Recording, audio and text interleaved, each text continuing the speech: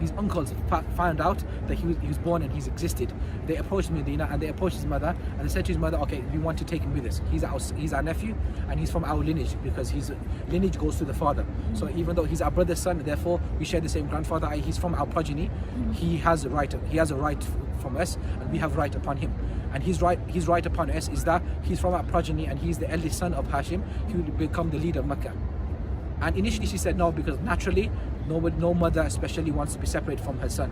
But because they promised that they would make Hashim, they would make Shayba the leader and he will have a great life ahead of him, they persuaded her to part ways with her son Shayba. So now Shayba entered Medina on the back of his uncle Muttalib. So Muttalib was the name of his uncle, and Shayba was behind him as they entered Mecca. People ask, oh, who's this person here? Who's this new boy they haven't seen before? And he looks funny because he had white hair. And they said that he just must be Muttalib's slave. Muttalib must have bought a new slave, and that's where the name Abdul Muttalib came from. Muttalib slave. His actual name was Shayba, because Abdul Muttalib was his title, that was just a nickname that he had. So that's Abdul Muttalib. So Abdul Muttalib's mom was from Medina. So that's why when the Prophet ﷺ came here, they were his mother's relative. They were his great-grandmother. His great-grandmother was from Bani Najjar, this area here, this village. That's one of the reasons. As I said, there's two reasons. The second reason why the Prophet ﷺ chose this area per se was because of his camel, Qaswa. So Qaswa was the camel that the Prophet ﷺ bought from Abu Bakr radiallahu anhu before Hijrah, and he rode it himself to Medina. So when Prophet ﷺ entered Medina, and all the way from Quba to here, people were telling him, Halumma ila al-Rakha, Halumma ila al-Adadi wal-Udda, that come towards us and come towards, we're going to give you help, we're going to tell you where to go. We're going to protect you and we're going to look after you. We're going to help you and we're going to tell you where, we're going to look after you basically, because we have numbers and we can protect you. So the Prophet ﷺ initially told them that leave this camel. So what they did initially, they grabbed the reins of the camel and brought it towards them. To come and stay with us, leave it, because this camel has been ordered, it's under command. Allah SWT has commanded this camel to stop in a specific place, and it will stop in a specific place. The camel came to this area here, but initially the camel was looking for a specific place. Now initially the camel came to that area there, and it stopped, and he went around, and then it came back to the same location, and then he stopped and parked again. Because as I mentioned, the camel was commanded from Allah subhanahu wa ta'ala. It's as if the camel was just confirming that this is the exact location. That's why he just went around and came back to the original location. So now the Sahaba have greeted the Prophet ﷺ, they're saying, come and stay with us, come and stay with us, come and stay with us. It's at this point that Abu Ayyub al-Ansari radiallahu anhu seizes this opportunity. Now the Prophet ﷺ has been occupied with the Sahaba. He sees the Prophet ﷺ, Saman, his utensils are with him on his camel back. So he grabs the utensils, the Saman of the Prophet ﷺ, and brings it to his house. In which case, when the Prophet ﷺ turns back to his radar now and he says, where are my goods? And then Abu Ayyub al-Ansari says that I've taken to my house. To which case Prophet ﷺ said that al-mar'u ma rahilatihi, that a person is with his ride. So now he says that because Abu Ayyub al-Ansari has my goods with him, I'm going to stay with him now. So Abu Ayyub al-Ansari became the host of the Prophet ﷺ in Medina. The location of his house, Abu Ayyub al-Ansari's house. Can you see? They have like these toilets out here, these little huts. So you have 4, 5, you have 3, you have 2, and then you have one over there. In between, that one that's over there, you see there's no number to it. Yeah. There's no proper number to it. So they have like, so you have like, I think 2 over there, 3, you have 4, 5.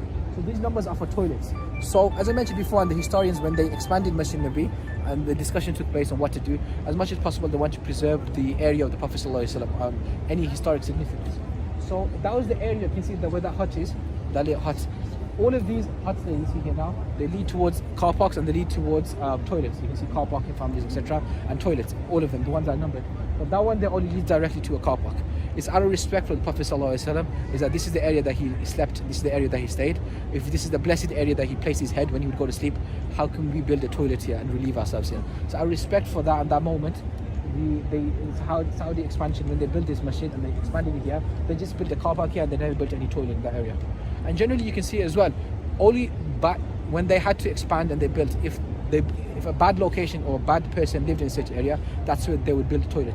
So for example, in the house of Abu Jahl, yes, in Mecca, you can see they built a toilet there.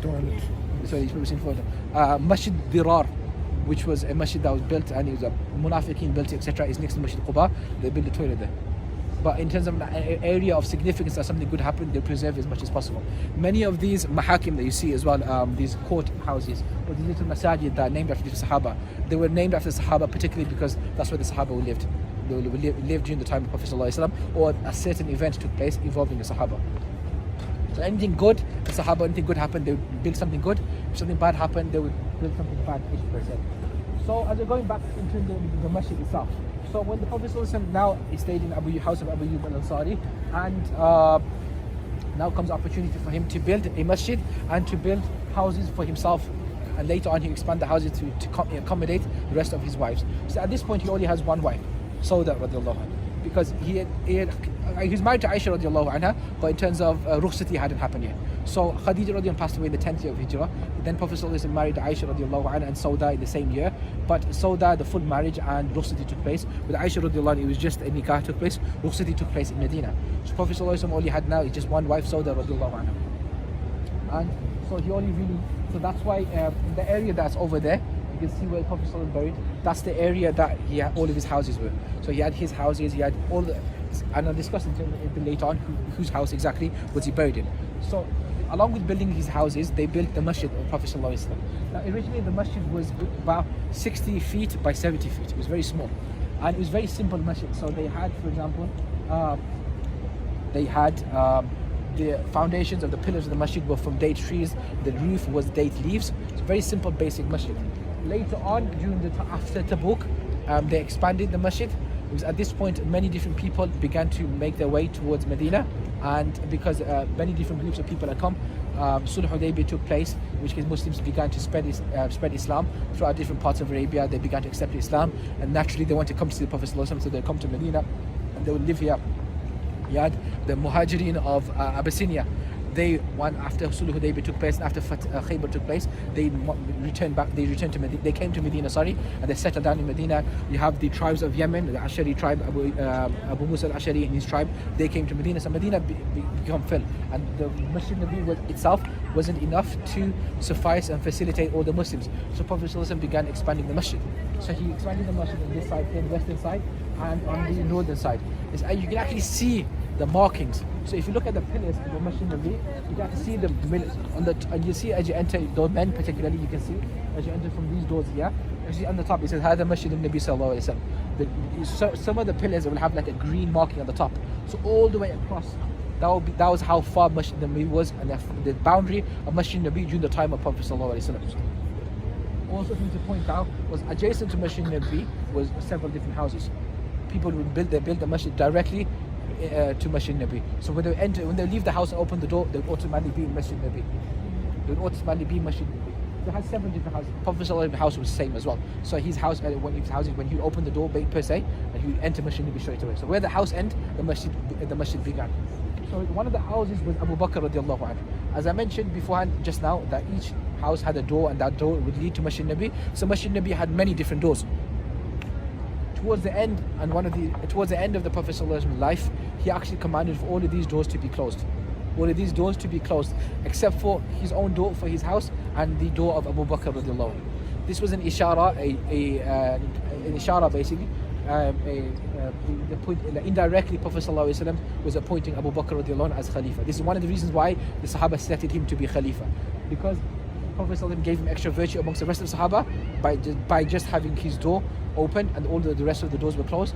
Also, the major reason was the Prophet ﷺ appointed him to lead Salah during his lifetime. And so when the Prophet ﷺ became ill towards his time and the time came for Salah, he said, Muru Abu Bakr falyusalli bin nas, the command Abu Bakr radiallahu anhu, and he will lead Salah. So Abu Bakr radiallahu anhu actually led a few Salah during the time of the Prophet ﷺ, when the Prophet ﷺ was unable to come to Masjid-Nabwi. So that's in terms of the masjid per se. Also you have here is of the silver dome that you see there now. That is the extension of, is where the Imam would pray Salah during the extension of Uthman radiallahu anhu. So Uthman radiallahu anhu was the first Sahaba to expand the masjid in this direction here. So Umar radiallahu anhu extended it slightly extended it, but then in terms of where it is now, this full extension that you see now, that was extended by Uthman radiallahu anhu. And that's why later on, even when they extended Masjid-Nabwi, they extended from the northern side, the western side, and the southern side. Uthman radiallahu anhu extended it as far as it is now. where up until recently, up until about 2 years ago, under that silver dome, that's where the Imam would pray Salah. But about 2 years ago, the Saudi government decided that they wanted to keep this place open so people can go to Roda properly and people can go to Muwajaha and make it easier for them to facilitate people giving salam to the Prophet ﷺ. So they moved the Imam's place back to the original mihrab of the Prophet ﷺ. So that same area that Prophet ﷺ prayed salah in, the same mihrab, that's the same mihrab, that's not the physical, that's the same area that the Imam today, modern day time, would pray salah in. That same area over there. So the point out in terms of the Green Dome. The Green Dome, as I mentioned earlier on, was actually built by. It's okay, you can hear me nice. It's fine. If you want to use it, you can. If you think it looks cool, you can wear it. But if you're close to me, you can probably hear it. It's fine. So the Green Dome represents where the Prophet ﷺ was buried, and that area was the house of Aisha radiallahu anha. Now, just before the Prophet ﷺ passed away, one of the advice and the teachings that he propagated to his ummah was that where a prophet passes away, that's the area that they're buried. So Prophet ﷺ passed away in the lap of Aisha radiallahu anha in her house. And they refer to it as house, but it's actually just a room. Just like, for example, when I go to my grandfather, my parents and my grandparents' village in Bangladesh, their house that they had was a room, small room. So in many different countries now, you have a house, but it's just a room. We're not fortunate like Islam in the West, where we have massive houses and loads of rooms.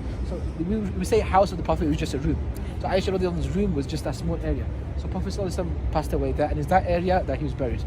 Now later on, when Abu Bakr radiallahu anhu passed away, they also buried him next to Prophet ﷺ because he wanted that, and also because that was the house of his daughter. Bear in mind that it was still the daughter, so it's possible, easy. Naturally, the daughter is going to allow her father, and she understood, she had love for Abu Bakr radiallahu anhu, not just as a father, but as a great Sahabi and the Khalifa of Prophet ﷺ. So Abu Bakr radiallahu anhu was buried there as well.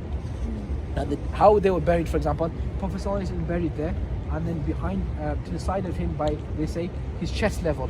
That's where the head of Abu Bakr radiallahu anhu is in line with Prophet ﷺ's chest.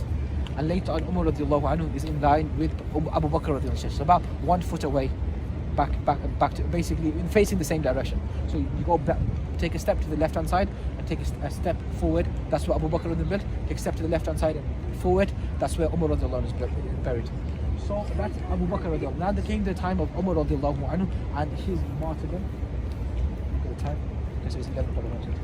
So when Umar radiallahu anhu was, his background to his martyrdom was that he was leading salah and he was martyred. Now, I mentioned earlier on as well the dua that he would make.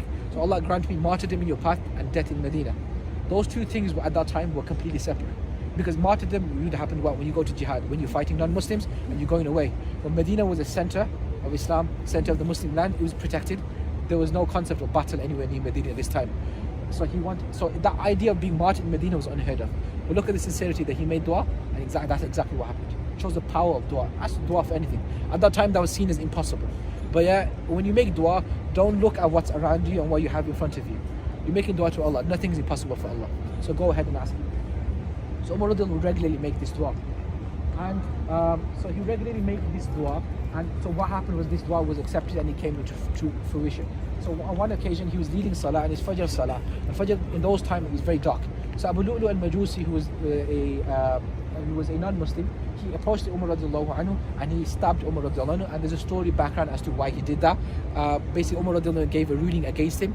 There was a disagreement that happened and Umar radiallahu anhu gave a ruling against him. So Abu Lu'lu al-Majusi wanted to take revenge and he stabbed Umar radiallahu anhu, and he stabbed him in such a way that he put the knife in him and he dragged it down. So Umar radiallahu anhu, this abdomen area was open. And also as he ran away, he also stabbed and killed many different Sahaba that were praying Salah there as well. Because it was night time and when it happened, it's pitch black. Fajr time is pitch black. So nobody realized what was happening. They just heard noises and scuffle. So that's why he was able to get away with it and he ran away. Later on they captured him and they dealt with him accordingly. So Umar radiallahu anhu is injured and they take him to the house of Abdullah ibn Umar radiallahu anhu. So you can see these arches that are there. So one of the very end area, that's where Abdullah ibn Umar's house was. So they take him there now. And he's there now, and they ask him, he's in and out of consciousness. And he asked about Salah, and have you performed Salah? Make sure you perform Salah. They perform his Salah, and then they attend to Umar radiallahu anhu. It's at this point that he knows that he's coming to the end, and he knows he passed away. He yearns to be buried with Abu Bakr radiallahu anhu, and particularly Prophet sallallahu alaihi wasallam. So he says that ask permission from Aisha radiallahu anha and say to her, Umar ibn al-Khattab. Do not say Amir al-Mu'mineen. Say Umar ibn al-Khattab seeks permission to be buried here. Now the messenger opposed Umar ibn al-Khattab to Aisha radiallahu anha, and she's overcome with emotion. She has love for Umar radiallahu anhu. She understands his virtue and his status, and she gives him permission. She gives him permission to be buried. So now Umar radiallahu anhu gets buried next to Aisha, in Aisha radiallahu anhu's house, next to Prophet sallallahu alaihi wasallam and Abu Bakr. Umar radiallahu anhu is buried. Later on, a few of the Sahaba they add to this, and they comment. They say that we had a feeling that Umar radiallahu anhu would be buried there, because during the life of the Prophet sallallahu alaihi wasallam, many times Prophet sallallahu alaihi wasallam would say, "Dakhaltu ana wa Abu Bakr wa Umar, jitu ana wa Abu Bakr wa Umar." That I came, Abu Bakr was with me, Umar was with me. I entered the house, Abu Bakr was with me, Umar was with me. Basically, when they were alive, Abu Bakr radiallahu anhu, Umar radiallahu anhu were basically inseparable to the Prophet sallallahu alaihi wasallam. They were always with him, and their bondhood and brotherhood was such, and their love for each other was such, and so sincere that even after they passed away, Allah subhanahu wa ta'ala kept them together. So you can see that, and even as well in Baqi as well, there's the great graveyard that's over there of Medina. That was the graveyard during the time of the Prophet ﷺ as well. So Baqi al-Gharqad, and it was actually much smaller.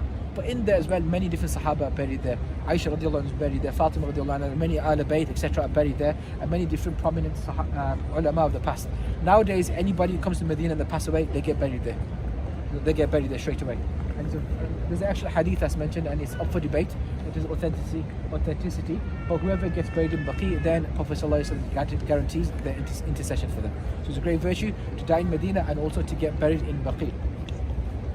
So many different Sahabas. I'm talking about brotherhood. So with there, you have amongst the people that are buried there is Imam Malik and Imam Nafi. So Imam Malik, one of the Imams of the four great scholars, or four great fiqh madahib. He had a teacher, Imam Nafi. They were very close. And he's mentioned that even on Eid day, Imam Malik would go to Imam Nafi's house to study. And it mentioned later on, one of the stories mentioned that Imam Malik knocked on the door of Imam Nafi to study, and a slave opened the door, the servant of the Khadim opened the door, and he realized Imam Malik. So Imam Nafi asked, "Who is he?" And she goes, "Oh, it's your slave Malik, he's here." He had such close proximity to Imam Nafi, they thought he was his slave. That's how much devotion he had to Imam Nafi. Later on, they're buried right next to each other. So, true love is that Allah subhanahu wa ta'ala will unite you with those people that you love. So, as I said, they're buried over there. Those three people are buried there. Another thing to point out in terms of the close proximity of the area, you see the main door that's over there. You see, that's the door of Janais, and it's also now referred to as Bab al-Imam. That's where the Janazah Salah is performed. So when they have the bodies, they bring the bodies over there in that door. It's over there. Imam would come there, lead Janazah Salah, and straight away they would take the bodies towards Baqi and bury whoever passes away in Baqi. As I mentioned, Baqi was around in the time of the Prophet ﷺ, but it's much smaller. So Uthman radiallahu anhu, who was the third Khalifa, when he passed away, because of the politics of his time, there's a lot of commotion, there's a great fitna that took place, he was initially buried outside of Baqi. But later on, as expansion grew, Baqi grew, his grave is now incorporated within Baqi. So those are just a few background towards Masjid-Al-Nabwi and those areas that are around Masjid-Al-Nabwi. If you have any questions, go ahead and ask. Other than that, as I said, I wanted to take an hour and a half, so I understand it's about 11 o'clock now, so we've taken about an hour and a half. So with that, we have concluded the walking tour of Masjid-Al-Nabwi. Do you have any questions? Go ahead and ask. I learned so much. I learned so many things. That's what I think. One of the major lessons you can take. No, everything I've learned is from my teachers. So everything I'm telling you right now is from the one particular teacher that I have, Sheikh Hamid Bukhari, that I tell you. Even today after Asr, I just had a lesson. We had a lesson with him. So his seerah, because he was born and raised in Medina.